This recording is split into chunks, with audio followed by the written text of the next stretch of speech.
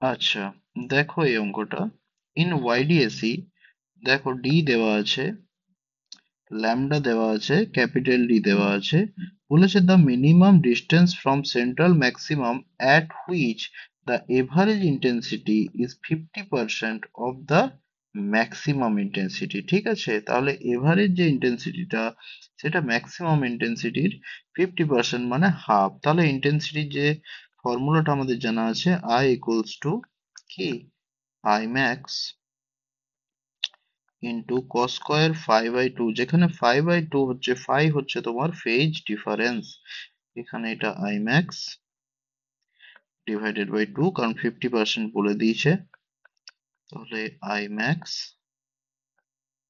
Cos square 5/2, তাহলে cos 5/2 equals to 1/√2, or 5/2 equals to 45 degree, 45 degree মানে 5/4, or 5 মানে phase difference equals two 5/2, 90 degree.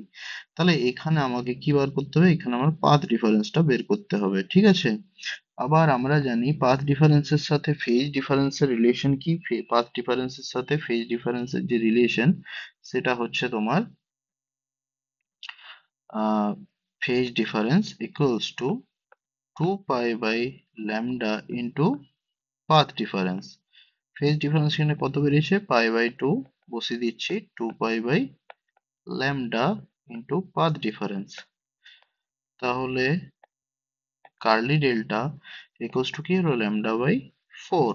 আবার curly delta মানে হচ্ছে পাথ ডিফারেন্স, এখানে যদি আমরা ছবিতে দেখি তাহলে কি দেখতে পাচ্ছি, এখানে দুটো স্লিট আছে, একটা S1 স্লিট, একটা S2 স্লিট। আম, এটা হচ্ছে, ওটা হচ্ছে সেন্ট্রাল ম্যাক্সিমা।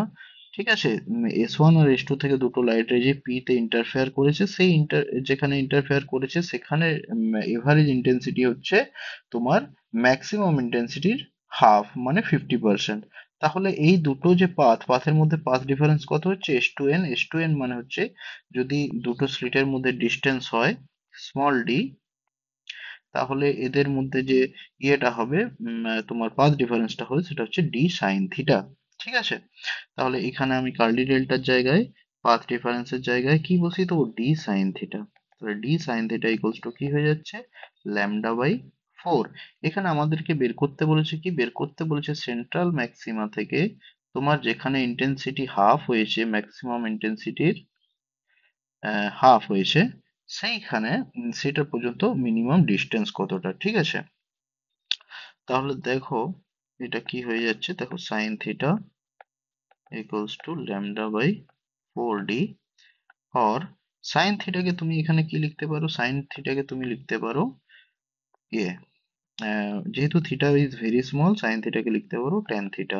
কারণ আমরা জানি থিটা যদি খুব স্মল হয় তাহলে sign theta equals two theta equals two tan theta হয়। তাহলে ল্যামডা/4d, আর tan theta equals two perpendicular, perpendicular মানে পিও, আর বেস মানে হচ্ছে ক্যাপিটাল ডি। পিও মানে হচ্ছে ওয়াই আর বেস হচ্ছে capital D, equals to lambda, or y equals to lambda capital D by 4d।